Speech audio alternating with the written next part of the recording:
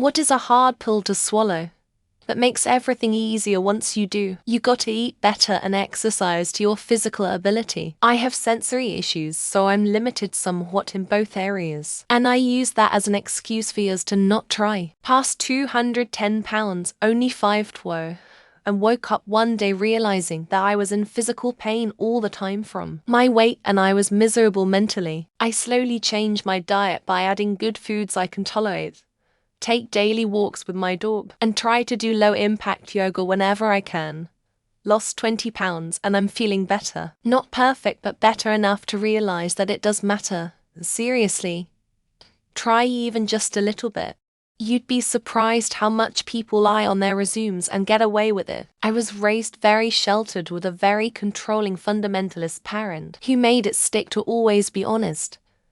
It got me no more than 18k a year throughout my 20s. The 2010s, mind you, always underemployed or unemployed. Now that I'm in my early 30s with more life experience, I don't give a fuck. And even my BFF who works for the local court has told me just lie. Everyone does. So there you go, kids. Lie to get a job. Companies lie to you all the time and are disposable to them. You owe them nothing. Those clothes you keep even though they're wide are small because you're hoping you'll soon be able to fit again. Just donate them or give them away. Why make you super sad and depressed every time you see them? No matter how many times you try them on, they still aren't going to fit and just make everything you end up wearing make you feel like shit. Replace them with clothes you like and feel good in. Or if you do lose weight, your style will have evolved anyway, and you'll end up dumping them at a value village anyway. Do it now to save a lot of pain. Sometimes you just can't do anything about a situation. Yes, it can be a horrible situation. Yes, it may upset or frustrate you. Yes, you may wish to want to do something about that situation and help somehow. But you can't. Such as putting some slogan or flag in your bio, shaming people who don't, arguing with random people on Twitter you've never met before, retweeting people and roasting them don't help. At that point it's performative and self-righteous and more for you to make you feel better than the situation and attempts to help it. You are responsible for your own attitude towards life. I lived many years in the woe is me phase due to trauma, PTSD, abuse, death of close family members, substance abuse. Lots of reasons to be sad. Still, I decided to change my attitude. Get help. Go to therapy. Change my lifestyle. Take care of myself and change my outlook. I can't change the things that have happened to me, but I can change my attitude and outlook and allow myself a more positive future. Pitying myself because I had a hard upbringing wasn't doing me any favors. You're really not that special. You may be special to certain people, but in the grand scheme of things, you don't really matter that much, except to yourself and your loved ones, which is kind of cool, actually. Sing and cringe, and for the most part, people aren't sitting around talking about or thinking about weird shit you did in 6th grade, because no one remembers. They only remember the weird shit they did, because you're just not that spectacular. Be normal and below the radar is just fine. This won't apply to everyone. That having gender dysphoria doesn't automatically make you transgender. There are multiple causes that all need their own treatment, not just one blanket solution. For me personally, it was caused by adverse experiences associated with being seen as female feminine. I used to always say that I was defiantly trans because of how uncomfortable I was with being perceived the way that women are perceived. Not saying that transition can't help someone. It just doesn't help everyone. That social media algorithms are not fair, never claim to be fair, and will always have bugs and tech issues. It's also full of trolls, and they are never going away. The more you learn, the less you know, and they are all using your data for something. So take off the tinfoil hat. Big data doesn't care about your cat videos and that one viral clip of your friend falling off a bar stool. But it does pay absurdly well if you can get over that little hurdle and learn to use the block button. A lot of people on this planet are misinformed and susceptible to false information, including important people in your life. It takes time and effort to learn the skills needed to figure out what's real and what isn't, and many people never do this. Religion isn't real, and nobody is going to come and save you when you die. Don't sacrifice your current life for an imaginary future that has zero evidence of existing. Make the best of the existence you have here, now. The world is not black and white. Everyone is usually some mix of right and wrong. And just because someone is opposed to something bad doesn't make them good by default. You see this shit on both sides of the tanky liberal discourse. Just because US imperialism is bad doesn't make China good. Just because the USSR was bad doesn't make the US good. There's more than enough wrong to go around. Life's not fair.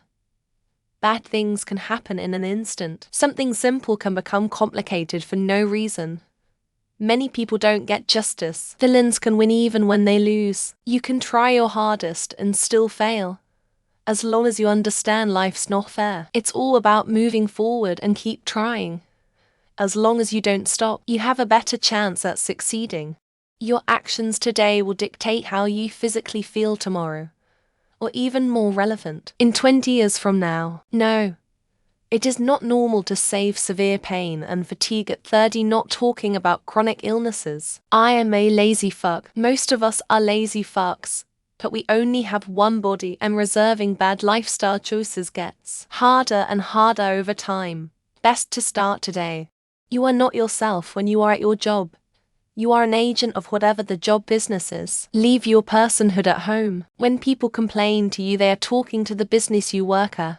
Not to you as a person. Once you let all your ego and individualism go, the working world gets so much easier. It's not personal. It's business. That you are the center of your life, and any and all of your problems are your problem to solve. No one is going to fix it for you. Even if it's others' fault you are where you are, it is your responsibility to get you where you need to be. And sometimes that means accepting your shitty, limited fate and doing your best to find joy in it. You cannot help someone that doesn't want to be helped.